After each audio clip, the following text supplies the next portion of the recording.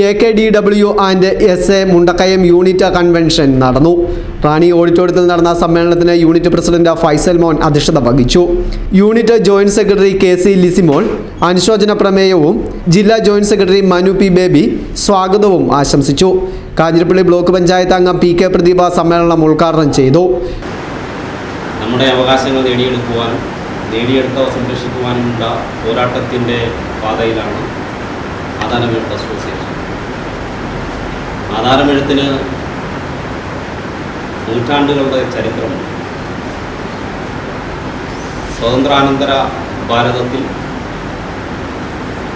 47 സ്വാതന്ത്ര്യം കിട്ടുന്നതിന് മുമ്പ് തന്നെ ഈ മേഖലയിൽ ഉണ്ടായിരുന്നു. അന്ന് തോലിലും താളിയോലകളിലും പിന്നീട് പേപ്പറിലേക്കുമൊക്കെയായി പരിണാമം ഉണ്ടാകുകയായിരുന്നു ആധാരമെഴുത്ത്.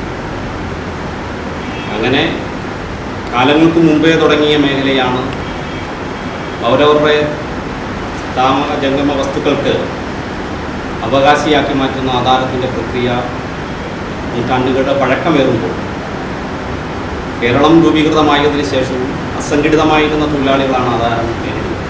എന്നാൽ ആ തൊഴിലാളികളെ സംരക്ഷിക്കുവാനും അവരുടെ അവകാശങ്ങൾ നേടിയെടുക്കുവാനും പിന്നീടാണ് സംഘടന രൂപവൽക്കരിക്കപ്പെടുന്നത്. ഏതാണ്ട് 50 ആണ്ടിലേക്ക് എത്തുന്നതേ ഉള്ളൂ സംഘടന രൂപീകരിച്ചു. കോട്ടയം ജില്ലാ പ്രസിഡന്റ് NK സുധാകരൻ നായർ ചടങ്ങിൽ ആദരിക്കൽ നിർവഹിച്ചു. Unit secretary NS Rajani report അവതരിപ്പിച്ചു. ജില്ലാ സെക്രട്ടറി VV ശശികുമാർ സംഘടനാ റിപ്പോർട്ട് അവതരിപ്പിച്ചു.